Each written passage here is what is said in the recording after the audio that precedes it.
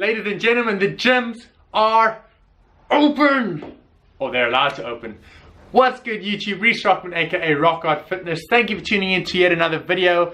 And in this video, I want to give you guys the game plan as what you need to do within that first week of getting back into the gym.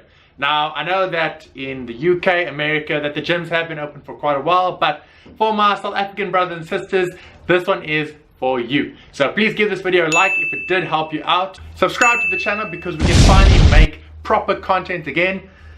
I'm not gonna lie, making at-home content was pretty boring and it was getting a bit much, but we're done with that bullshit now and we're ready to get back into the gain train. You know, grab your ticket, stamp it, and let's get going.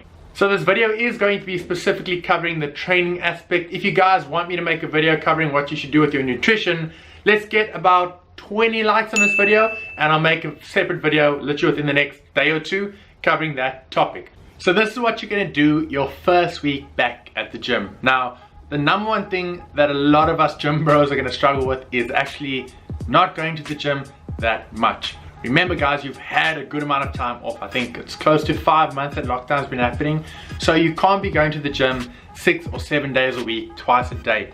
You need to start from scratch. Treat this whole process as if you were starting back at your first year of training, or it's literally your first week of training. What I want you guys to do is go to the gym between 3 to 4 times that week maximum, because in that time we're going to be doing either a full body, an upper lower split, or a combination of the two. And the reason why I want you guys to do this is because this is going to allow you to practice certain movements as much as possible. It's going to be higher frequency, which means that session volume will therefore be lower, which will then allow you more time to recover as well. Remember, in order for us to grow, make progress, and also be pretty healthy, and for our joints and ligaments to be good, we need time to recover. And especially in this phase, more recovery is going to be better than more sessions. So again, concentrate on a higher frequency per week program with lower volume within the session. In regards to actual exercises during your sessions, I want you to follow a very simple approach.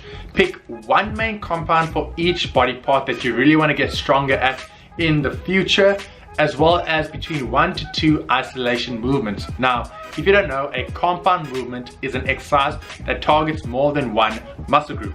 For example, if you look at the chest, a compound movement for the chest would be either an incline or flat, barbell press, dumbbell press, or something like that. That'll target the chest as a primary mover, your front delt, and your triceps.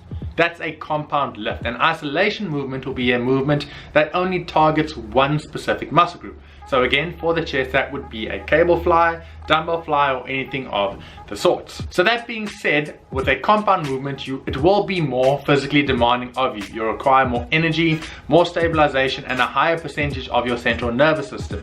So because of that, we're going to be doing a lot of warm-up sets, making sure there's as much blood in that muscle as possible before we do one working set within the 10 to 20 rep range. And the reason why I say this is because if you have been doing bodyweight or bands, you would probably be working in a higher rep range anyway. So we don't just want to go from that higher rep range into a lower rep range like 4 to 6 reps, because that's a skill we have to now reacquire. We've lost that skill over the whole lockdown, so therefore we have to get our bodies to relearn that skill.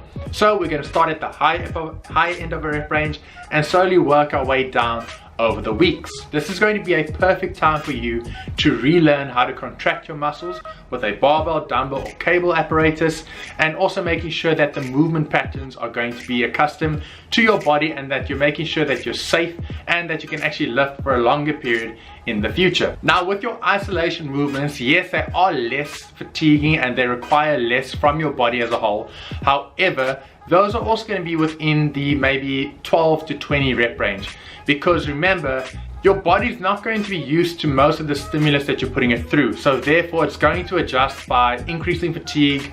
Muscle damage will be a lot higher than usual. So even an isolation movement can put you in a wheelchair if you don't take it slow and steady. So with the isolation movements, I would do a maximum of 2 sets. And again, in proximity to failure, keeping about 2 or 3 reps in the tank. So that'll be 3 sets in total, 3 working sets per body part within that first week. So ladies and gents, that's the whole video in a nutshell. I wanted to make sure this was as short and sweet as possible. So please follow these guidelines when you get back to that first week of training, and I promise you it'll set you up for success. Like I said at the start of this video, if you want me to cover what you should do with your nutrition to make sure you're getting the most out of this time back, then let's get this video to 20 likes.